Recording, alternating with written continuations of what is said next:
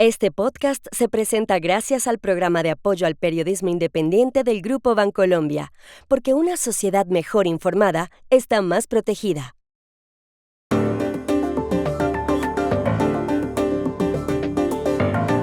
Ayer fue un día de vaivenes en la política comercial de Trump, que al final aplazó la entrada en vigor de algunos aranceles. ¿Qué fue lo que pasó? En el Perú, una comisión del Congreso aprobó un plan por el que la Cámara podría suspender a fiscales o ministros investigados. ¿Qué hay detrás?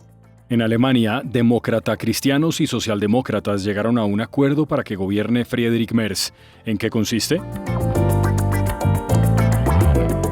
Hola, bienvenidos a Y esto no es todo, el podcast del Georgetown Americas Institute de la Universidad de Georgetown en Washington, D.C.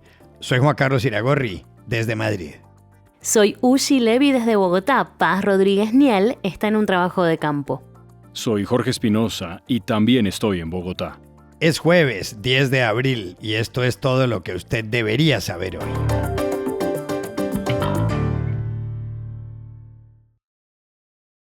La política comercial del mundo viajó ayer en una montaña rusa y en el control estuvo todo el tiempo Donald Trump.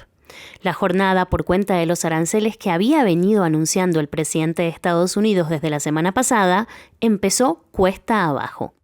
Por la mañana, las bolsas de Estados Unidos, Europa y Asia presentaron caídas. No era de extrañar. El martes, en una cena en el Comité Nacional Republicano del Congreso, Trump dijo burlonamente que muchos países lo estaban llamando para besarle el trasero y suplicarle un acuerdo.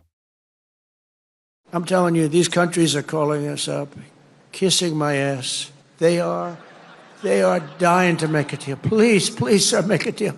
I'll do anything, sir. En ese momento, Trump ya había anunciado aranceles hasta del 104% a los productos chinos.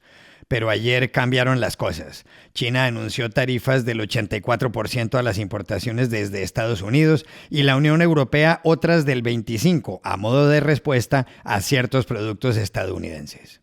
Las bolsas seguían cayendo, hasta que Trump anunció que postergará por 90 días los aranceles recíprocos. El índice bursátil Standard & Poor's 500 subió un 9,5%, uno de sus mayores incrementos desde la Segunda Guerra Mundial. Y Trump dijo que hay que tener flexibilidad y no estrellarse. You have to have flexibility. I could say, here's a wall, and I'm going to go through that wall. I'm going to go through it no matter what. And keep going, and you can't go through the wall. Sometimes you have to be able to go under the wall, around the wall, or over the wall. So I consider, I think in financial markets, because they change. Luego, el secretario del Tesoro de Estados Unidos, Scott Bessent, dijo que todo había sido una estrategia de Trump, con quien habló el domingo, que Trump quería mostrarle al mundo lo malvada que es China, que quería trabajar con sus aliados y que no se le debe responder a Estados Unidos. This was driven by the president's strategy. He and I had a long talk on Sunday, and this was his strategy all along. And that, you might even say that he goaded China into a bad position. They responded. They have shown themselves to the world to be the bad actors. And we are willing to cooperate with our allies and with our trading partners who did not retaliate. It wasn't a hard message. Don't retaliate. Things will turn out well. ¿Cómo se llegó a este punto y cómo están las cosas, al menos de momento? Llamamos anoche a Washington, D.C. a nuestra compañera, la periodista y corresponsal Dori Toribio. Juan Carlos, fueron unas horas de giros inesperados aquí en Washington, apenas 13 horas después de que entraran en vigor y después de asegurar infinidad de veces que no habría marcha atrás, el presidente Trump anunció ayer de repente que sí daba marcha atrás con una pausa de 90 días para los aranceles recíprocos que anunció hace una semana y que afectaban a una larga lista de países. La única excepción es China, por faltar el respeto a Estados Unidos, según Trump, al escalar la guerra comercial estos últimos días. Este anuncio generó mucha confusión inicial aquí porque, al ser un breve mensaje en las redes sociales sobre una complejísima medida comercial, pues no dejaba claros los detalles. Trump dijo que la pausa era principalmente para más de 75 países que habían llamado a la Casa Blanca dispuestos a negociar y para los que no habían entrado en la escalada de contramedidas. Por lo tanto, no quedaba claro si, por ejemplo, la Unión Europea estaba incluida en esta pausa. Finalmente, tras varias horas de incertidumbre, la Casa Blanca aclaró que sí, pero solo para estos aranceles recíprocos de esta semana. Se mantiene todo lo demás, todo el resto de aranceles, incluido el arancel universal base del 10% de la semana anterior. También aclaró después la Casa Blanca que en el caso de México y Canadá, regulados por el acuerdo comercial con Estados Unidos, el llamado TEMEC, y que no estaban afectados por estos nuevos aranceles recíprocos, pues con esos dos países las cosas se quedan como estaban, al menos a la hora de grabar este podcast, sin cambios. El gobierno de Trump celebró este paso atrás con triunfalismo. El secretario del Tesoro, Scott Bessent, dijo que este era el plan de Trump desde el principio y que su valentía había conseguido llevar a más de 70 países a la mesa de negociación. El asesor comercial de Trump, Peter Navarro, habló del éxito, del arte, del acuerdo comercial como si fuera una estrategia calculada lejos de las turbulencias de los mercados. Y Trump dijo que sí, que a veces hay que ser flexible, pero al mismo tiempo el presidente reconoció después, pese a lo que estaba diciendo su gobierno, que llevaba días sopesando una pausa, mientras públicamente decía lo contrario, y que tomó la decisión el mismo miércoles por la mañana. Sugirió que la gente se estaba poniendo un poco nerviosa y un poco asustada, y en concreto Trump hizo referencia al miedo en el mercado de bonos. Lo que no queda claro es qué pasará a partir de ahora. Parece que continúan las negociaciones, pero visto lo visto nunca se sabe, con otros 90 días de incertidumbre por delante y con el daño ya hecho, tras una semana de incertidumbre y miedo en las bolsas mundiales y desconfianza creciente entre los grandes aliados y los socios comerciales de Estados Unidos.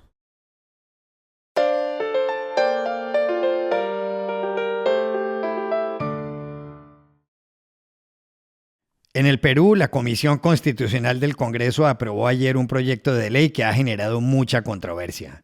La iniciativa permite que el órgano legislativo unicameral, con solo 50 votos de 138 posibles, pueda suspender a un funcionario que esté bajo investigación. Entre esos funcionarios están los ministros, los fiscales, los jueces o los magistrados del Tribunal Constitucional. Por poner un ejemplo, se podría suspender a la fiscal general Delia Espinosa. El proyecto lo presentó Patricia Juárez de Fuerza Popular, partido fundado por Keiko Fujimori.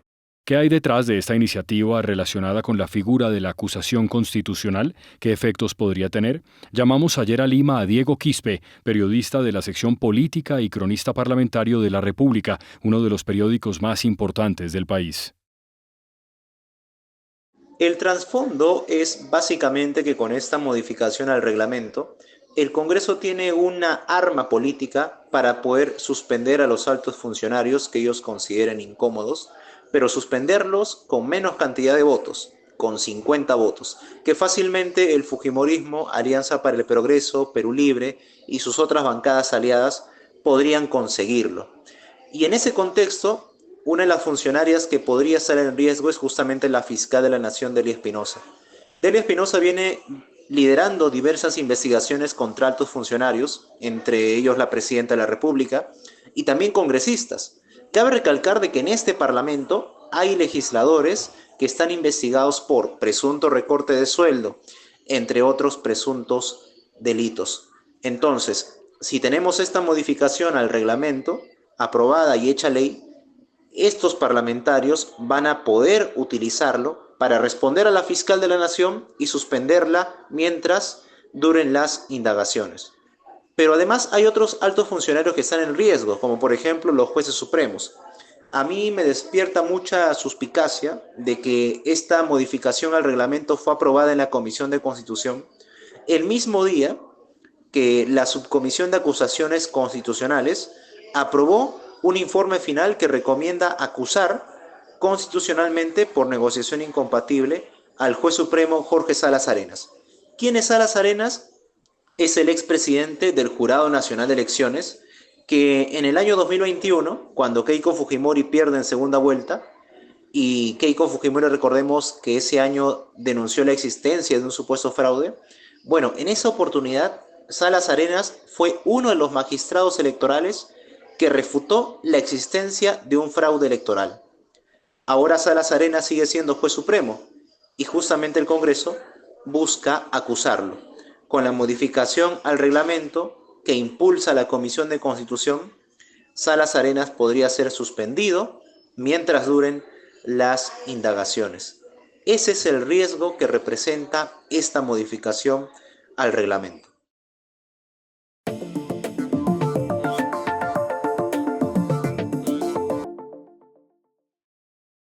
Este podcast se presenta por cortesía de Movistar Empresas, el aliado que está transformando y potenciando negocios en toda Hispanoamérica con soluciones digitales en cloud, IoT, seguridad, conectividad, Big Data y advertising. Movistar Empresas, siempre el camino seguro.